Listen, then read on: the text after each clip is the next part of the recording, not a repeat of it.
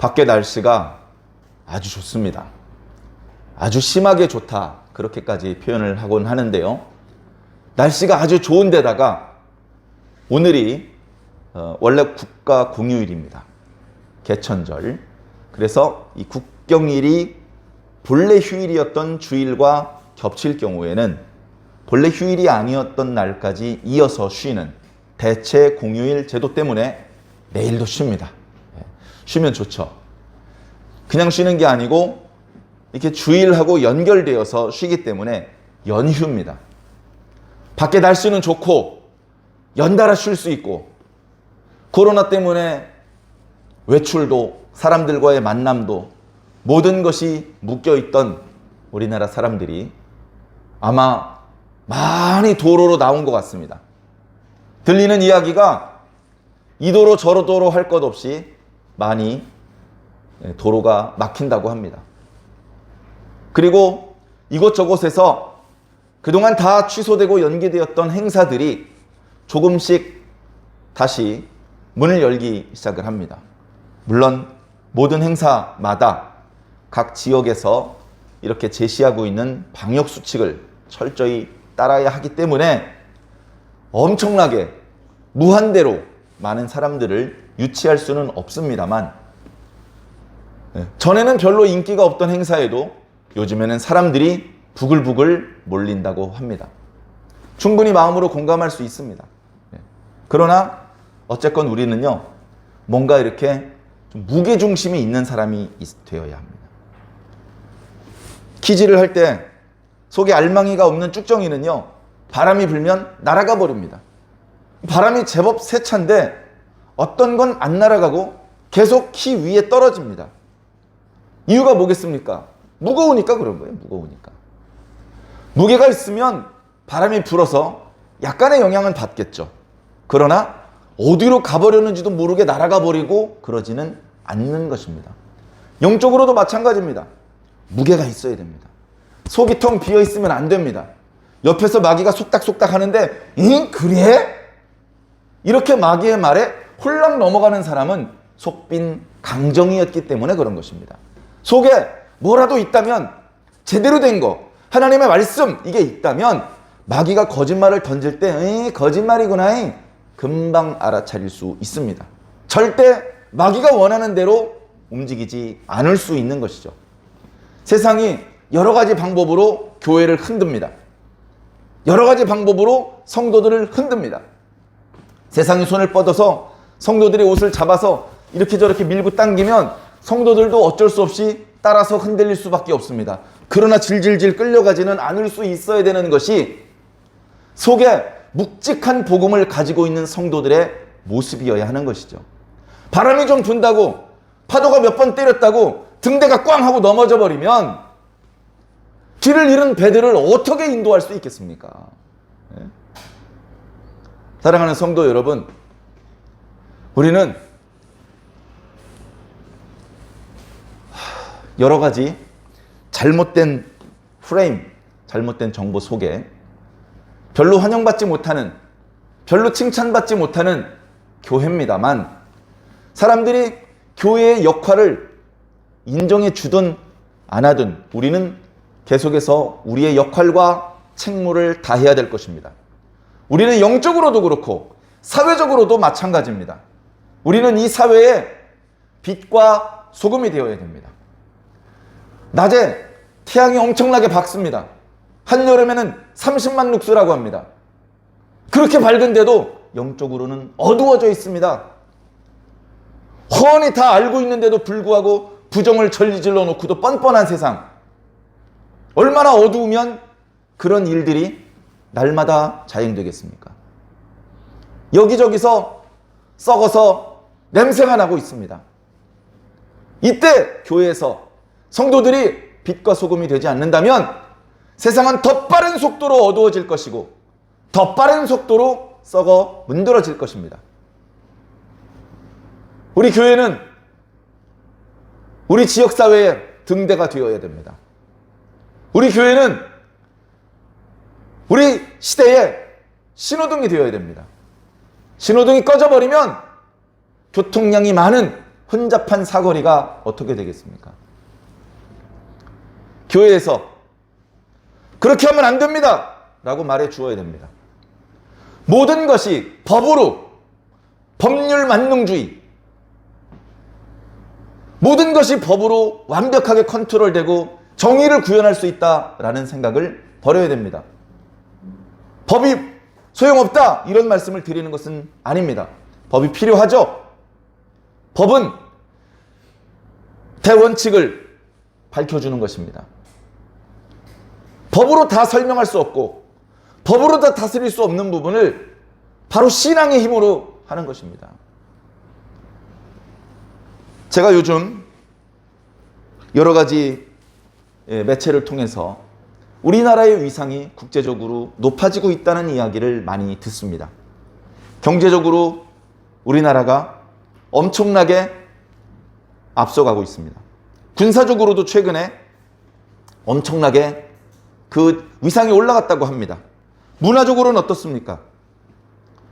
문화적으로는 이미 대한민국이 만들어내는 문화 콘텐츠를 따라잡을, 그를 문화 콘텐츠를 만들 나라가 없습니다.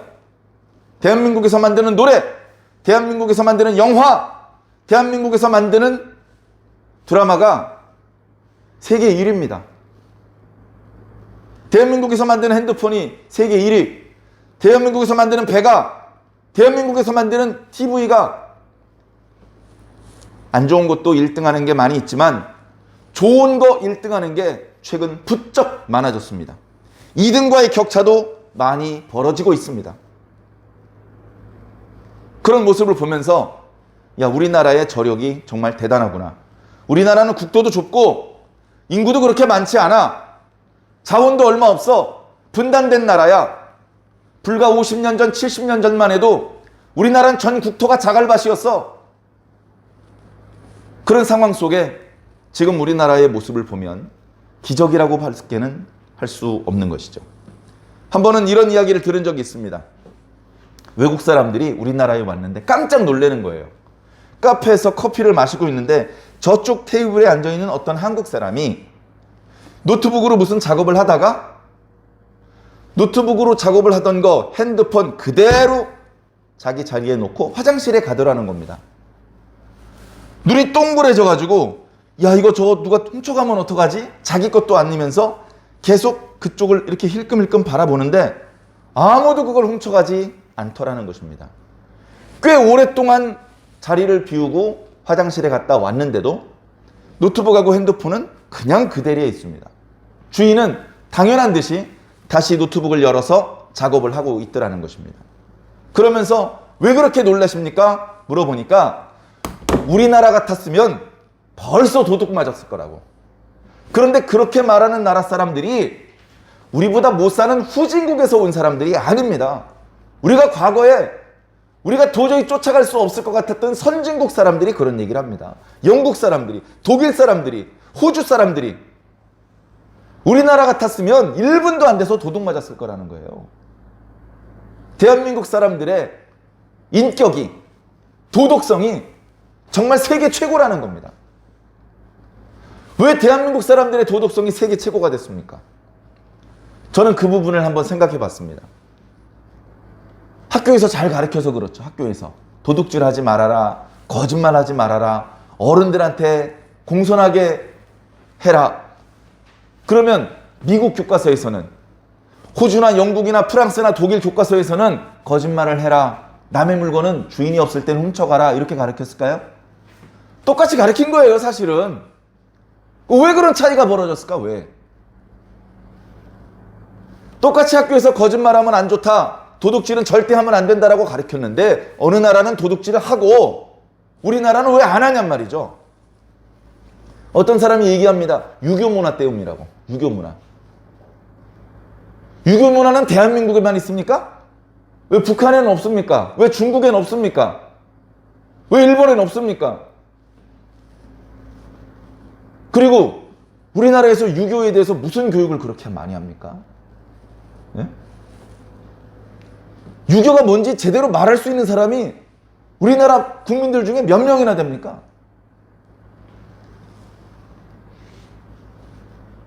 저는요, 교회의 힘이라고 믿습니다.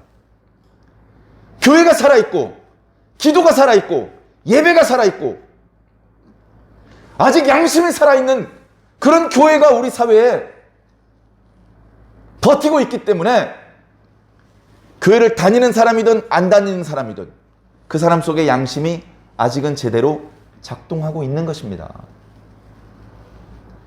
교회가 없으면, 신앙이 없으면, 하나님도 없고 복음도 없고 말씀도 없으면 우리나라라고 별 볼 일 있겠습니까? 여러분, 우리나라에 도둑이 전혀 없습니까?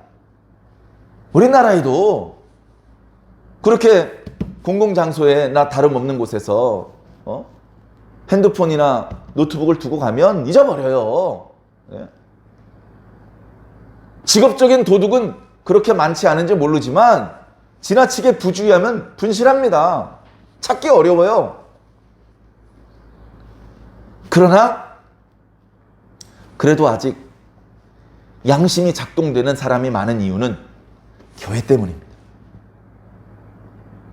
우리나라 교회. 그럼 우리나라 말고 다른 나라는 교회가 없느냐? 그런 건 아니죠. 그러나 저는 감히 말씀드리기를 우리 대한민국 교회가 살아있다고 강력히 말씀드릴 수 있습니다. 말씀의 관점에서 세상이 하고 있는 일이 옳은지 옳지 않은지를 분별해낼 수 있고 불이익을 감수하면서도 목소리를 낼 수 있고 자신을 희생하면서 기도할 수 있고 헌신하고 봉사할 수 있는 전 세계에 선교사를 파송하는 이제 몇 안 되는 나라입니다. 과거에는 우리나라에 영국에서, 미국에서, 캐나다에서 선교사들을 파송해 주었습니다. 그렇게 해서 우리나라에 복음의 씨가 떨어졌죠. 그 선교사들 일확천금을 가지고 자기 나라로 돌아가지 않고 자기 나라에서 가지고 있던 재물들 우리나라에 다 쏟아주고 풍토병에 걸려서 우리나라에서 묻혔습니다. 아무 대가를 바라지 않고 오직 예수님의 사랑을 안고 우리나라에 왔던 그 선교사들의 눈물, 그들의 피, 그들의 땀이 오늘날 한국 교회를 만들었습니다. 선교사가 만든 것이 아니고 예수님이 그렇게 만드신 겁니다. 우리나라 한국 교회는 예수님께서 세우신 교회입니다. 예수님께서 세우셨기 때문에 사람은 넘어뜨릴 수 없습니다. 하나님께서 심으셨기 때문에 사람은 뽑을 수 없습니다. 우리 교회도 그렇게 심어주신 교회입니다. 교세가 크지 않고 성도 수가 많지 않고 교회 재정이 넘치지 않는다고 위축될 필요 없습니다. 그건 별로 중요한 게 아니에요. 이 교회를 누가 심으셨느냐, 그게 핵심적으로 중요한 것입니다. 그래, 우리 교회는 많은 성도들을 전도해야 되겠지만 많은 성도들을 전도하기 위해서 비복음적인 설교를 할 수는 없습니다. 들으면서 부담스럽고 귀에 까실거릴지라도 저 위에서 말씀하시라고 하시는 대로만 말씀 들을 수밖에 없습니다. 그렇게 이해를 해주시기를 부탁을 드립니다. 우리는 세상의 눈치를 보고 세상의 지시를 받지 않습니다. 물론 세상 위정자들이 제시하고 있는 여러 가지 법률, 요즘의 방역수칙 존중하죠. 그분들이 좋은 일을 하는 거라고 서로 신뢰를 해주고 있습니다. 그러나 결정적인 순간에 그들이 우리의 왕이 아닙니다. 우리의 진짜 왕은 하나님 아버지시고 예수 그리스도 뿐입니다. 거기에 흔들림이 없으시기를 부탁을 드립니다. 자, 오늘 본문 말씀으로 들어가겠습니다. 욥기입니다. 상당히 오랜만에 읽게 되는 말씀입니다. 욥기 하면 선입견이 앞부분에 좀 이렇게 재미난 이야기들이 좀 있는가 싶더니 이내 별로 재미없는 논쟁이 지리하게 이어집니다. 그리고 그 논쟁의 내용을 어떻게든 집중해서 좀 이해를 해보려고 하는데 상당히 시적인 표현으로 표현되고 있기 때문에 잘 와닿지도 않고 이게 무슨 말인가 싶습니다. 그렇게 잘 와닿지 않는 부분들에 함몰되어서 정말 욥기를 통해서 하나님께서 우리에게 주시려는 메시지를 놓쳐서는 안 되겠죠. 욥기는 성경 66권에서 절대 빠져서는 안 되는 아주 중요한 말씀입니다. 조금 넓게 보면 잠언이나 전도서와 마찬가지로 지혜에 대한 말씀으로 가득 차 있는 그런 말씀이죠. 지혜는 무엇입니까?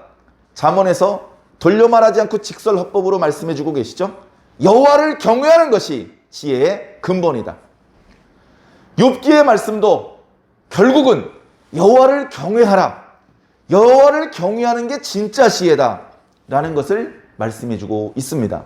물론 잠언처럼 그 말씀들이 빈번하게 나타나지는 않습니다. 마치 보물찾기를 하듯이 욥기의 그 긴 말씀 속 중간중간에 숨겨져 있습니다. 그 말씀들을 놓치지 말고 찾아내시기를 부탁드립니다. 별로 어렵지 않은 것이요, 벌써 1장 1절에 나오고 있습니다. 욥이 어떤 사람이냐? 욥은 온전하고 정직하고 여호와를 경외하고 악에서 떠난 자다. 아하, 여호와를 경외하는 사람이었구나. 욥이 벌써 여호와를 경외하는 자였습니다. 지 혼자 생각에만? 아니요. 하나님께서도 인정하셨습니다. 하나님께서 어느 날은 천상의 회의를 여셨습니다. 그 회의에 주로 하나님의 천사들이 모였는데 그날은 특별히 사단도 배석할 수 있도록 허락을 해 주셨습니다. 사단이 하나님의 통제를 벗어나 범죄의 날에서 쫓겨난 이후에 땅에서 여기저기 돌아다녔었는데 그 사단을 부르시더니 야, 너 어디 있다 왔느냐? 땅을 두루 돌아다니다가 왔습니다. 그래? 땅에서 사람들이 사는 모습을 자세히 보고 잘 알겠구나. 그렇다면 내 종 욥을 보았느냐? 하나님께서 자랑스럽게 그렇게 말씀하셨습니다. 내 종 욥을 보았느냐? 인간을 호칭할 때 내 종, 여호와의 종이라는 호칭이 앞에 붙으면 엄청난 칭찬입니다. 하나님께서 보통 영적인 수준이 높지 않으면, 보통 마음에 들지 않으면 그 사람의 이름 앞에 하나님의 종이라는 호칭을 붙여주시지 않습니다. 이런 호칭이 붙은 사람은 아브람, 이삭, 야곱, 모세, 여호수아 이런 정도입니다. 그런데 하나님께서 욥을 가리켜서 일말의 주저함 없이 걔 내 종이야, 걔 내 마음에 쏙 드는 녀석이야. 세상에 사람들 많지. 더러는 하나님을 경외하고 정직하게 사는 사람들도 더러 있어. 근데 그런 정도가 아니고 진짜 내 마음에 쏙 드는 녀석이야. 욥을 봤으면 너도 알 거 아니냐. 욥처럼 온전하며 정직하며 하나님을 경외하며 악에서 떠난 사람 너도 찾아보기 힘들지? 하나님께서 그렇게 마귀에게 말씀하셨습니다. 마귀도 그 하나님의 말씀을 부정하지 않습니다. 에이, 욥이 뭐가 정직해요? 그렇게 말하지 않았습니다. 아유, 무슨 말씀을요? 욥도 거짓말 많이 합니다. 제가 다 들어서 압니다. 그렇게 말하지 못했습니다. 왜? 욥은 실질로 정직했고 하나님의 눈으로 봐도 온전한 사람이었기 때문에 그랬습니다. 마귀도 하나님의 말씀이 맞습니다. 욥은요, 아웃스탠딩, 정말 눈에 띌 정도로 하나님을 잘 경외하고 온전한 사람이었습니다. 그러고 끝나는 게 아닙니다. 마귀는요, 아무튼 좋은 결과를 위해서 일하는 사람, 그 존재가 아니에요. 마귀가 말합니다. 하나님 그렇긴 한데요, 하나님 말씀이 맞긴 한데요, 욥이 온유하고 온전하고 완전하고 정직하고 여호와를 경외하고 악에서 떠나는 사람 맞는데요, 욥이 까닭 없이 그렇게 하겠습니까? 욥기 1장 9절은 어쩌면 욥기 전체를 아우르는 핵심적인 말씀, 핵심적인 주제, 핵심적인 질문이 담겨있는 구절인 것 같습니다. 욥이 까닭 없이 하나님을 경외하겠습니까? 마귀가 하려는 말은 뭐죠? 욥이 하나님을 경외하는 데는 다 그만한 까닭이 있는 겁니다. 욥이 바보가 아니잖아요. 하나님을 경외하는 것이 이득이 있다고 판단이 되니까 하나님을 경외하는 것뿐입니다. 마귀가 생각하는 까닭은 10절에 나와 있죠. 하나님께서 그렇게 욥에게 복을 주셨지 않습니까? 네? 하나님께서 욥에게 주셨던 복은 2절과 3절에 자세히 나타나고 있죠. 하나님께서 아들과 딸을 주셨습니다. 그리고 양을 주셨고요. 그리고 낙타도 많이 주셨습니다. 그리고 소도 주셨고 나귀도 많이 주셨죠. 한두 마리가 아니죠. 아마 이거 말고도 엄청나게 많았을 겁니다. 아들하고 딸을 합해서 10자녀나 주셨고요. 양이 7,000마리, 낙타가 3,000마리, 소가 500마리, 나귀가 500마리. 이 정도면요, 거의 구약에서 한두 손가락에 꼽을 정도로 거부입니다. 거부. 거기다가 인격도 좋아요. 주변 사람들에게 평이 좋아요. 많은 주변 사람들에게 칭찬과 존경을 한 몸에 받고 있는 사람이었습니다. 이런 인물은 정말 찾아보기 어렵죠. 정말 눈 씻고 찾아도 이런 사람 한 명 찾기 어려운 그런 상황이지만 할 수만 있다면 저와 여러분들이 이런 욥처럼 살았으면 좋겠습니다. 이런 욥처럼 하나님 진짜 제대로 섬기고 하나님께 야 네가 정말로 나를 제대로 경외하는구나 이런 인정도 받고 그리고 이런 엄청난 축복도 좀 받고 저와 여러분들이 좀 이런 멋있는 신앙인이었으면 좋겠습니다. 그러면 옆에서 이렇게 보면서 야 하나님 제대로 믿으니까 복도 제대로 받네. 나도 하나님 믿어야겠어. 이렇게 주변 사람들을 하나님대로 인도할 수 있을 것 아닙니까? 하나님을 믿는데 몸도 늘 약하고 공부도 잘 안 되고 하는 일이 자꾸 꼬이고 이러면 아무래도 덕이 안 되죠. 그러나 말씀을 끝까지 들으시면 혹여 그런 답답한 상황 속에 있더라도 너무 자책하지 않으실 수 있으실 것입니다. 자, 어찌되었건 욥은 이런 상황이었습니다. 마귀가 얘기를 하는 거죠. 아니 이렇게 주시니까 이 욥이 하나님 앞에 바짝 엎드리는 겁니다. 예. 무슨 말인지 이해가 되시죠? 예. 세상에서도 마찬가지입니다. 세상에서도. 종로 앞에 이렇게 관청에 이렇게 물자를 대는 그런 상인들이 있었습니다. 시전상이라고 합니다. 시전상. 시전상에게 그 상권의 독점권을 줬어요. 그러니까 그 사람들은 큰 부자가 됐습니다. 요즘 말로 재벌입니다. 대대손손 수백 년 동안 그 시전 상인들이 모든 조선의 돈을 다 독차지했어요. 그래가지고 어떻게 합니까? 자신들한테 이런 상권을 보장해준 정치인들한테 정치 자금을 대주는 거죠. 예? 당시 노론 사람들한테 돈을 대주는 겁니다. 예. 엄청난 혜택이죠. 그러니까 노론 영수가 와요. 막 영의정이 오고 좌의정이 지나갑니다.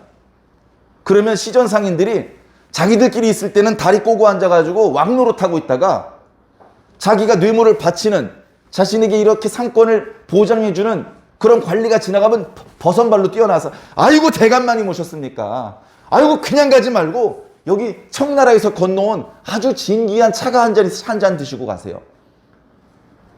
이러고 그냥 손바닥이 달아 빠지도록 이렇게 하면 돼요. 이해가 되죠? 그 사람하고 좋은 관계를 계속 유지하고 있어야. 에? 그래야 계속해서 큰 부자로 살 수 있잖아요. 욥이 그 짓거리 하는 거라는 겁니다. 하나님께서 이렇게 많이 주시니까 그러니까 하나님이라고 하면 껌뻑 죽어서 아이고 대감만이 모셨습니까? 굽신거리는 시전상인이랑 똑같은 거라 이겁니다. 하나님께서 그 말씀을 듣고 마음이 언짢으셨습니다. 욥은 그런 이유 때문에 나를 경외하는 게 아닌데 욥은 나에게 진심인데 사단이 저렇게 말을 하는 것을 하나님께서 야단치시고 호통을 치고 싶으셨지만 그렇게 하지 않으시고 하나님께서는 마귀에게 이걸 맡기셨습니다. 그래, 네 말이 맞는지 내 생각이 맞는지 한번 보자. 내가 지금부터 욥의 모든 소유를 너에게 맡기겠다. 네 마음대로 해라. 찢어버리든 불살라버리든 네 마음대로 해라. 그러나 욥의 몸뚱이에는 손을 대지 마라. 그렇게 말씀하시는 것으로 바로 앞구절 12절이 끝나죠. 오늘 본문 말씀 13절부터 마귀가 기다리지 않습니다. 곧바로 작사를 내는 거예요. 곧바로 마귀가 하나님께서 욥에게 주었던 그 많은 소유물들을 다 뺏어갑니다. 어떻게 합니까? 어느 날 그 10명의 자녀들이 맏아들의 집에 모여서 잔치를 벌였어요. 예. 생일이 아니더라도 정해진 날에 형제들끼리 우애가 좋기 때문에 이번에는 첫 번째 형님, 이번에는 두 번째 형님, 이번에는 세 번째 형님, 그렇게 돌아가면서 서로 초대하면서 맛있는 것을 먹고 거기서 즐거움을 나누고 우애를 나누고 하나님께 감사하고 그런 멋있는 모임을 잘 하고 있었습니다. 예. 그렇게 하고 있는데 하필 그때 마귀가 작업을 시작한 것이죠. 그래서 먼저는 어떻게 합니까? 예, 소하고 나귀를 작사를 냅니다. 스바 사람, 오늘 말씀해 보니까 스바 사람이 갑자기 이르러서 종들을 죽이고 소하고 나귀를 다 뺏어가 버렸습니다. 다 종들이 그 도둑놈들한테 얻어맞아 죽고 저만 홀로 살았습니다. 그 주인님께 말씀을 드려야 될 것 같아서 이렇게 달려왔습니다. 이 사환도요, 대단한 사환입니다. 다 잃어버렸잖아요, 주인이. 이게 보통 재산입니까? 요즘도요, 소 한 마리가요, 암소가 송아지를 딱 낳으면 숫송아지 500만 원, 암송아지 700만 원입니다. 막 태어나면 땅에 떨어지는 순간 700만 원이 떨어지는 거예요. 큰 소는요, 1000만 원은 훨씬 넘고요, 소의 상태에 따라서. 그러니까 소 한 마리 팔면 등록금이 나오고 전세금이 나오는 거예요. 소 한 마리 팔면. 근데 그런 게 500마리라고요. 500마리. 그걸 싹 다 도둑 맞았다고요. 그러면 아이고 주인이 뭐야, 좀 나부터 살고 봐야지 하고 자식이 살 길을 바빠서 도망가야 되는데 어떻게든 목숨을 걸고 주인한테 와서 욥에게 보고를 하는 겁니다. 이 사환도 정말 대단하죠.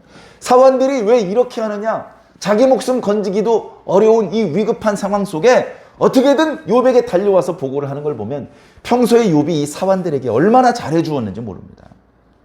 이런 모습만 봐도 욥이 평소에 자기 아들한테만 잘해주는 게 아니고 자기 근처에 있는 모든 사람들에게 은혜와 덕을 베풀고 살았다는 것을 어렵지 않게 알 수 있죠.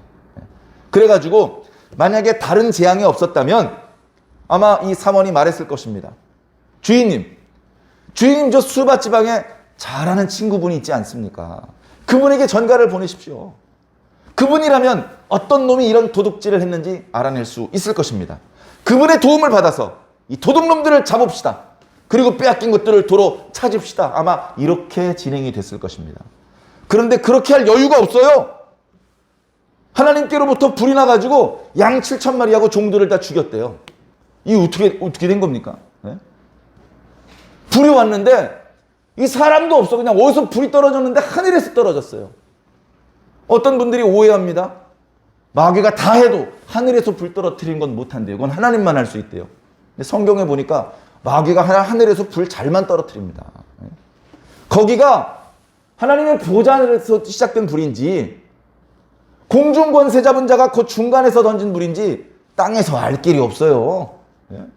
그래서 요한계시록에도 짐승들이 성도들을 미혹하기 위해서 하늘에서 불을 땅에 떨어뜨리는 일도 있을 것이다. 봤지? 마귀는 못하는 거 내가 했다. 이렇게 말하면서 성도들을 미혹시킨다는 겁니다. 마귀가요, 하늘에서 불 곧잘 떨어뜨립니다. 속지 않으시기 바랍니다. 그런데 어찌되었건 사람이 봤을 때 하늘에서 불이 떨어졌다면 하나님의 재앙이야. 하나님의 재앙. 그 재앙이 떨어져서 양 7,000마리가 하루아침에 죽었어요. 이게 보통 손해입니까? 종들도 거의 죽었는데 자기 혼자 살아남았는데 주인한테 보고를 하러 옵니다. 욥의 상태가 어떻습니까? 지금 소하고 낙이 잃어버린 것 때문에 큰 충격에 빠졌습니다. 뭔가 화를 내거나 슬퍼하거나 대책을 논의하려면 이 충격의 상태에서 일단 좀 지나가야 돼요. 좀 냉정을 찾고 화가 나지만 한번 이 문제를 해결하기 위해서 방법을 찾아보자. 뭐 이렇게 되려면 조금 안정될 수 있는 시간이 필요한데 안정될 겨를도 없이 두 번째 재앙의 소식이 들려오는 겁니다. 그래가지고 아까 받은 충격이 아직 가시지 않았는데 또 충격을 받았거든요. 뭐라고 이러고 있는데 저쪽에서 또 누가 피투성이가 돼서 오고 있습니다. 그 순간 이것도 분명히 불길한 소식인 것 같다 하면서 이미 받은 충격에 불길한 예감까지 휩싸입니다. 아니나 다를까 갈대아에서요 아주 작심을 하고요 사람들을 세 떼로 나누어서 습격을 해버렸습니다. 낙타 3,000마리 다 뺏어가 버렸습니다. 종들 다 죽이고 저만 살아남아서 주인님께 말씀을 드려야 될 것 같아서 이렇게 달려왔습니다. 다 잃어버렸습니다. 근데 마귀는 말합니다. 아니, 아직 다 잃어버린 게 아니야. 광야에서 자연 발생적으로는 생길 수 없는 돌풍이 하필 둘째 아들, 셋째 아들 집도 아니고 10남매가 모여있는 맏아들의 집 네 기둥을 때립니다. 기둥이 넘어지면서 그 집이 무너지고 그 안에 있던 10남매가 하나도 피하지 않고 하루에 다 죽습니다. 그 집에서 맏아들을 섬겼던 종 중에 한 명이 달려남아서 보고를 하는 것이죠. 하나님께서 다 가져가신 겁니다. 하나님께서 직접 가져가신 건 아니고 사단에게 네 마음대로 해도 좋다라고 허락하신 것이지만 어떻게 보면 결국 하나님께서 주셨다가 하나님께서 거두어 가신 것이죠. 이 상황이 되었을 때 마귀의 말이 옳다면 어떻게 해야 됩니까? 욕을 해야 돼요. 하나님을 향해서 욕을 해야 됩니다. 자, 11절을 한번 볼까요? 이제 주의 손을 펴서 그의 모든 소유물을 치소서. 그리하시면 틀림없이 주를 향하여 욕하지 않겠나이까? 욥이 하나님을 향하여 욕하지 않고 하나님 앞에서 굽신굽신했던 것은 다 이렇게 생기는 게 있기 때문에 그랬던 것뿐입니다. 욥 그렇게 대단하게 보실 거 없어요. 누구든지 저렇게 복 주시면 다 하나님 앞에 굽신굽신합니다. 제 말이 틀리나 보실래요? 그럼 이거 싹 다 걷어가 보십시오. 바로 하나님 앞에 삿대질하고 욕합니다. 그렇게 말하자 하나님께서 그럼 네 맘대로 한번 해봐라 라고 하셨어요. 어떻게 됐습니까? 욥이 범죄하지 않아. 욥이 범죄하지 않았어요. 극도의 슬픔이 있으니까. 예? 다른 건 몰라도 자녀들은 어떻게 복구가 안 되잖아요. 예? 그래서 자기 옷을 찢고 자기 머리를 밉니다. 너무 까실하게 말씀을 보지 않으시길 부탁드립니다. 원래 율법에는요, 머리를 미는 건 금지되어 있어요. 그러나 지금 율법의 시대가 아니잖아요. 고대 시대에는 슬픔을 그렇게 표현하곤 했던 것 같습니다. 자기 머리를 밀어버리고 자기 옷을 찢습니다. 그런데 그 다음에 나와 있는 표현을 보니까 하나님 앞에 예배를 드려요. 땅에 엎드려서 예배를. 이 예배 드린다니까 또 오해를. 이때 욥이 드렸던 예배는 뭡니까? 주일 예배입니까? 3일 예배입니까? 무슨 소리야 집사님. 아들, 딸이 죽었으니까 추도 예배지. 아니 장례 예배인가? 그런 뜻이 아닙니다. 여기서 예배는 그냥 엎드려 절을 했다는 뜻입니다. 엎드려 절했다는 뜻이에요. 예배라는 말 자체가 예를 갖추어서 절했다 이런 뜻입니다. 공종의 마음으로 절한 건 경배. 두려운 마음으로, 우러르는 마음으로 절을 하면 숭배가 되는 것이죠. 다 같은 말입니다. 그래, 이런 슬픔의 상황에서도 잊지 않고 하나님을 향하여 엎드려서 절을 드려요. 욥이 하는 말을 잘 살펴보십시오. 욥이 두 마디를 했어요. 두 마디를 했는데 어떤 두 마디를 했냐 하면 당시 사람들이 쓰는 속담 같은 말을 인용을 해서 두 마디를 했습니다. 야, 사람이 원래 알몸으로 태어났다가 알몸으로 가는 거잖아. 아무리 돈이 많아도, 아무리 체면이 이렇게 중요해도 엄마 배에서 나올 때부터 팬티 입고 나오는 사람이 어딨어. 알몸으로 나오는 거야. 죽을 때는 옷을 입혀서 장례 치르기도 하더라고요. 그러나 결국 그거 못 가지고 갑니다. 결국 알몸으로 왔다가 원래 알몸으로 가는 거야. 이거 다 뺏기고 나 도로 알몸 됐어. 별로 손해되는 것도 없네. 더 잃어버린 건 없네. 거기서 더 나아가서 욥은 이렇게 말합니다. 이거 내가 피땀 흘려서 이룩한 거 아니야. 이거 내 거 아니야. 그런 영적인 깨달음이 있었던 것이죠. 이거는 하나님께서 나한테 주신 거야. 하나님께서 이걸 나한테 왜 주셨지?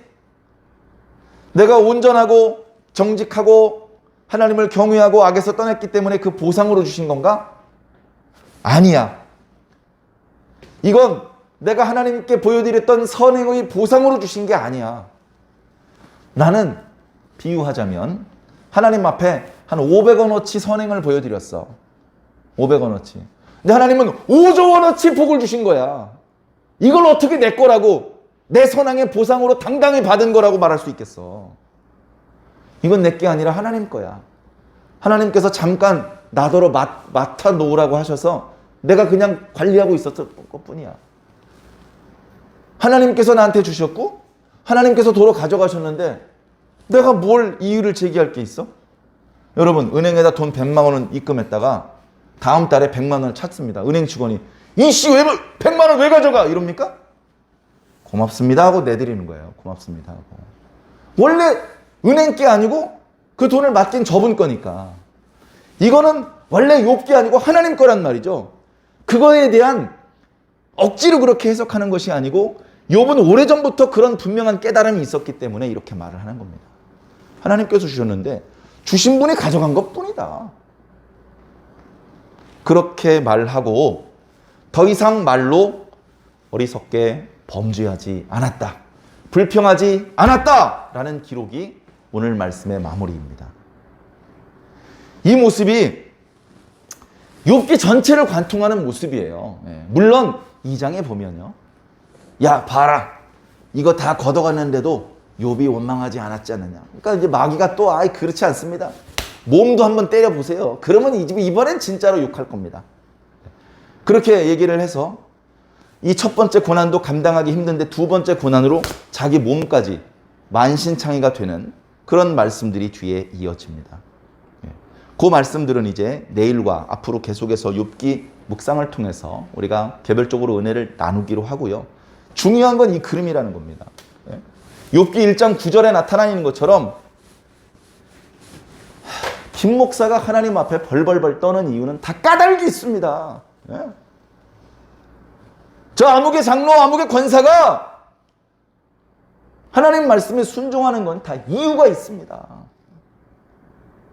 그 이유를 걷어가시면 대번에 욕하는 사람으로 바뀝니다. 이게 마귀의 논리라는 거예요.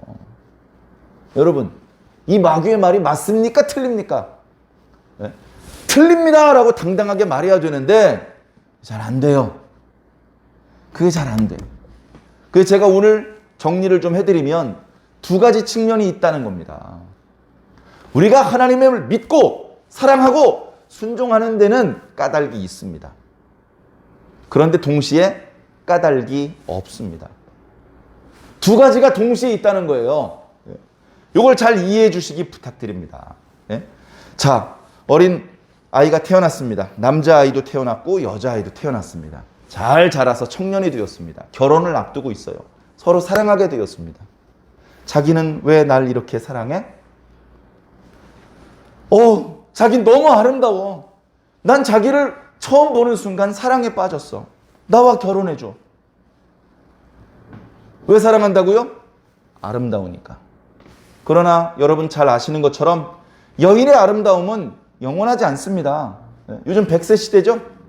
100년 중에서 몇 년 정도 아름답습니까? 절반도 안 되잖아요. 자, 결혼을 해서 몇십 년이 지났습니다. 이렇게 보니까 더 이상 아내가 아름답지 않아요. 그러면 사랑하면 안 되겠네요. 사랑하는 까닭이 없어졌잖아요. 그죠? 아름다운 까닭에 사랑했는데 이제 아름답지 않단 말이죠. 그러니까 버려야 될 거 아닙니까? 버릴 생각하지 마시고 버림받지 않을 궁리를 하셔야 될 줄로 믿습니다. 아내만 아름다움을 잃은 게 아니고요. 자기도 아름다움을 잃은 거예요. 그 여자를 사랑할 때 아름다운 까닭에 사랑하기 시작을 하고 그래서 결혼을 했는지 모르지만 결혼을 한 이후에 바뀌어야 됩니다.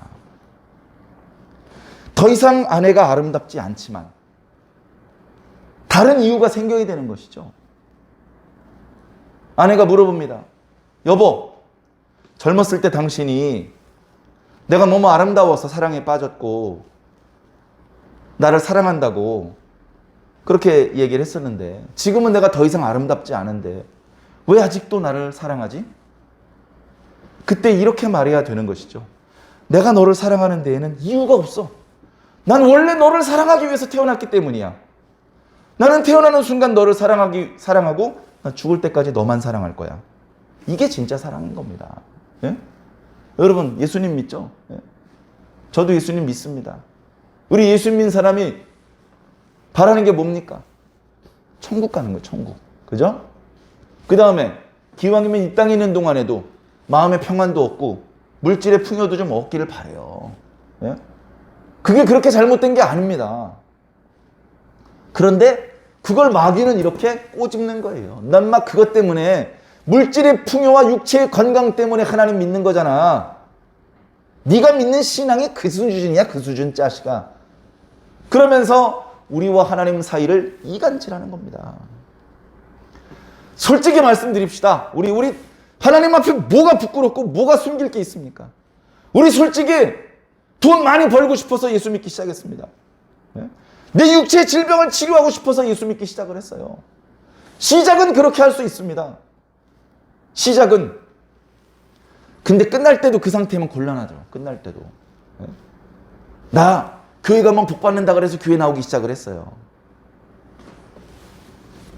옛날에 미국에 9.11 사태 터졌을 때 엄청나게 많은 미국 사람들이 교회로 몰려갔습니다.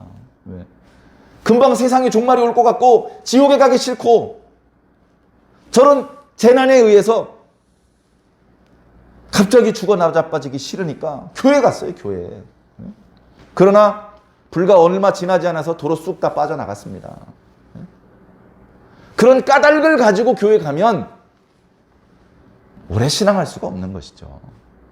그런데 많은 숫자는 아니지만 그렇게 9.11 테러 때문에 두려움을 품고 교회를 갔다가 말씀을 듣고 뭔가 깨달음을 얻어서 이 9.11 테러 때문에 내가 교회 다니기 시작을 했는데 내가 원래 하나님 자녀였네. 이걸 깨달으면 그러면 이제 9.11 테러 같은 일이 생길 필요가 없는 그런 상황이 되어도 교회를 떠나지 않을 수 있는 것입니다. 아쉬울 땐 하나님 찾습니다. 하나님 돈 주세요. 하나님 건강 주세요. 하나님 이번 시험 합격하게 해주세요. 이번 사업 성공하게 해주세요. 그래서 다 얻었어요. 다 얻으면 어떻게 합니까? 하나님 바쁘실 텐데 볼일 보세요. 전 제가 알아서 할 테니까 하나님 저쪽에 가서 볼일 보세요. 이게 인간의 속성입니다. 더 이상 하나님께 받아낼 게 없으면 하나님을 버리는 것이 인간의 속성이라고요. 그건 진짜 신앙의 모습이 아니질 않습니까? 혹시 우리가 아직도 그런 수준인지 살펴보시기를 부탁드립니다. 네? 여러분 집에 가면 어르신들 계시죠? 네. 친정엄마 아름다워서 사랑합니까? 할머니 중에서도 이쁜 할머니 있다고 칩시다. 우리 엄마보다 이쁜 할머니 줄을 섰어요. 네? 우리 엄마 얼굴도 안 이뻐. 배운 것도 없고 정신도 오락가락하고 이빨 빠졌고 돈도 없어. 근데 왜 그 엄마 보고 싶어서 눈물을 글썽이고 그 엄마 앞에서 쩔쩔매고 굽신거립니까? 왜? 사랑하니까. 뭐 더 얻어낼 게 있으니까 그렇게 굽신거리는 게 아니고 진짜 사랑하니까. 우리가 하나님께 얻어낼 게 있으니까 그 하나님 앞에 벌벌벌 떠는 게 아니고 사랑하기 때문에 하나님 앞에 벌벌 떠는 저와 여러분들이 돼야 된다는 겁니다. 그렇게 우리의 신앙이 성숙해지면 야, 너 돈 필요 없다면서 돈 안 줄게 그러지 않습니다. 우리가 육체를 입고 있기 때문에 땅을 밟고 있는 동안에 필요한 게 뭔지 아시는 주님께서 필요한 거 그때그때 주셔요. 그런데 그게 목적이 되면 안 되는 것이죠. 굳이 표현하자면 그건 덤입니다. 덤. 하나님이 진짜고 하나님께서 주시는 선물은 그건 덤인 것이죠. 우리가 얻으려는 것은 돈이 아니고 천국이 아니고 하나님입니다. 하나님을 얻고 싶은 것입니다. 그게 우리 신앙의 본질이 되어야 되는 것이죠. 우리 신앙의 본질을 잘 생각을 해야 되는 것입니다. 자, 성경에 보면요. 순종하면 축복해준다. 그 다음에 불순종하면 저주가 있을 것이다.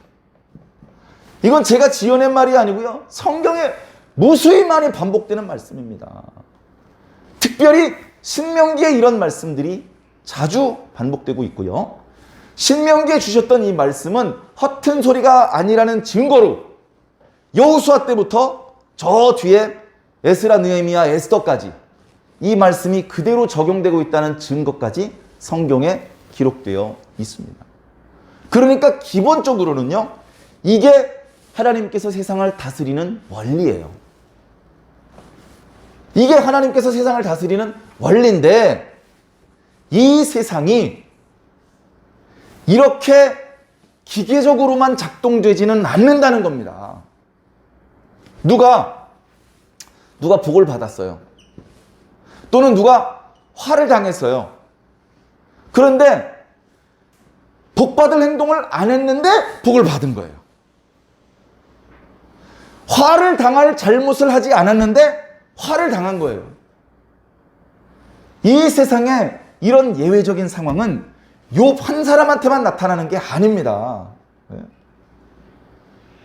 제가 가만히 보니까요, 순종, 축복, 불순종, 저주로 작동될 때보다 이상하게 이게 왜 복이지? 이게 왜 화가 됐지? 얼른 연결이 안 되는 상황이 더 많은 것 같아요. 이런 예외적인 상황이 많아지면 사람들이 말씀을 잘 믿지 않으려고 합니다. 세상은 신에 의해서 다스려지는 것이 아니고 역시 우연의 법칙에 의해서 굴러가는 거다. 이렇게 생각하는 경향이 생기기 쉽습니다. 그러나 우리 예수 그리스도를 믿는 성도들이 그런 생각을 가지면 안 되잖아요. 우리가 지금 그 이유를 모를 뿐이지 하나님께는 이유가 있는 겁니다. 우리가 다 알아야 됩니까? 우리가 하나님입니까? 저 사람이 왜 복을 받고 저 사람이 왜 지금 힘든지 그 이유를 우리가 어떻게 합니까? 나는 몰라. 하나님이 아셔. 그러면 된 거 아니에요? 내가 여기서 이렇게 쎄 빠지게 고생하고 있는데 목사님은 내가 이렇게 봉사하는지도 모르시는 것 같더라고. 섭섭해. 괜찮아. 하나님이 알고 계시면 되는 거야.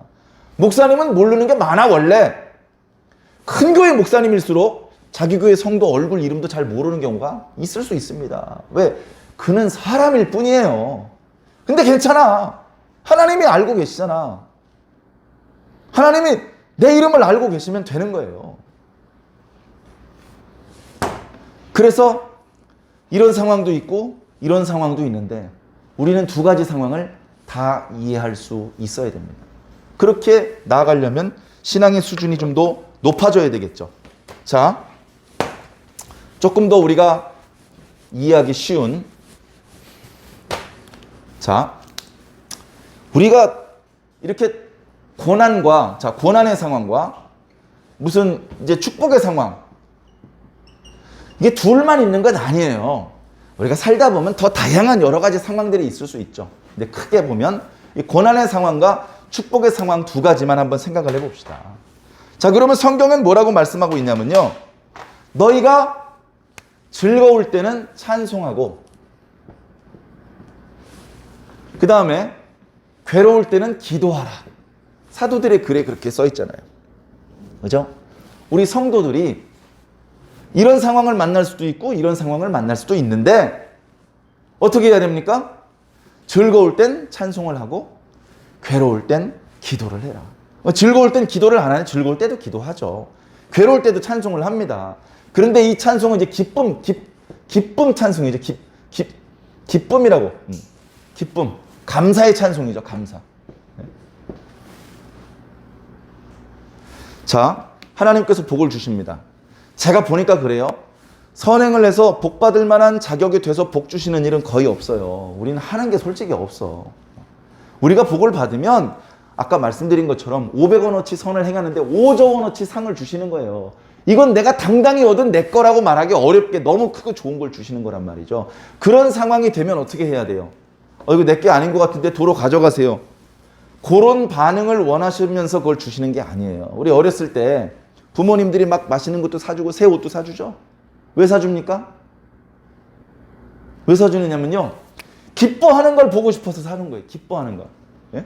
그 다음에 하나가 더 있다면 감사하는 걸 보고 싶어서 사주는 거예요. 예? 그래가지고 엄마가 그렇게 이제 집안이 형편이 여유가 없는데 비싼 간식을 사줬어요. 근데 아이가 젓가락으로 깨작깨작 하더니 뭐야, 맛도 없이. 아빠가 월급 타자마자 아예 새 옷을 사줬어요. 아이가 이렇게 쓱 들어보더니 유행도 뒤떨어진 거. 그럼 부모 마음이 어떻게 될까요? 정말 말하기 싫은 기분이 됩니다. 별로 그 기분이 어떤 상태인지 말하고 싶지 않은 기분이 된다고요. 그 다음 달에 새 옷 사줄까요? 유행에 맞춰서? 몽둥이 안 들면 다행이에요. 우리가 하나님께 복을 받을 때요, 당연히 복 받아야지. 내가 그동안 교회 헌금을 얼마 했고 우리 아내가 100일 기도에 하루도 안 빠졌는데, 그래서 복 받으면요 감사 안 합니다. 아무리 내 할 도리를 다 하고 받은 축복이어도요 기뻐하고 감사해야 돼요. 난 아무것도 한 게 없는데 하나님께서 엄청난 걸 주셨다고 좋아해야 됩니다. 그런 모습을 보고 싶으셔서 복을 주시는 거예요. 자, 어려운 일이 있으면 기도해야 됩니다. 인내해야죠. 인내. 자, 근데도 너무 힘들면 뭘 해야 되느냐? 탄식하는 것을 하나님께서 탓하지 않으셔요. 야, 하나님께서 당신 거 가져갔을 뿐인데 왜 울어? 불경하게. 그렇게 말씀하지 않습니다. 탄식하는 것까지는 하나님께서 기뻐하셔요. 그런데 여기서 더 나아가서 원망, 불평. 요즘 수요일날 민수기 말씀 묵상하고 있는데요, 그때 당시 이스라엘 사람들 원망학 박사들이었습니다. 어쩌면 그렇게 원망을 열심히 잘하는지 몰라요. 이쪽으로 나아가면 그건 아무것도 아닌 거죠. 고난 조금 줬다고 그것 덕분에 더 강하게 만들려는, 나중에 더 큰 축복을 주시려는 그런 의도까지 헤아리지 못한 채 원망하고 불평하면 끝나는 겁니다. 오늘 말씀에 욥은 원망하지 않았다고 기록하고 있잖아요. 그리고 이런 상황 속에 겸손해야 됩니다. 겸손해야 되고, 상황의 호불호를 떠나서 우리는 순종해야 됩니다. 순종. 축복의 상황일 땐 이런 모습, 고난의 상황일 땐 이런 모습이어야 되는 것이죠. 그래서 욥기 말씀은요, 재미없는 말씀 이렇게 생각하지 말고 우리가 어떻게 지혜롭게 신앙을 할 것인지를 말씀해 주시는 아주 귀중한 지혜가 담겨져 있는 보물과 같은 말씀, 그렇게 이해를 해주시면 고맙겠습니다. 저와 여러분들은 당연히 마귀의 전술에 휘말려서 하나님께 원망하고 불평하는 자들이 될 것이 아니라, 하나님께서 복을 주시면 마음껏 누리고 기뻐하고 감사하며 어려운 일이 닥쳐도 절대 원망하지 않고 하나님 앞에 기뻐하고 인내하고 탄식할 수 있는, 욥처럼 고난 중에 감사까지 하는 건 바라지 않아요. 그건 정말 어렵습니다. 그러나 최소한 원망하지 않고 끝까지 겸손하면서 자신에게 주어져 있는 직분에 충실하다면 하나님께 큰 칭찬과 축복이 있을 것입니다. 그 칭찬 꼭 받으시기를 예수님 이름으로 간절히 축원합니다.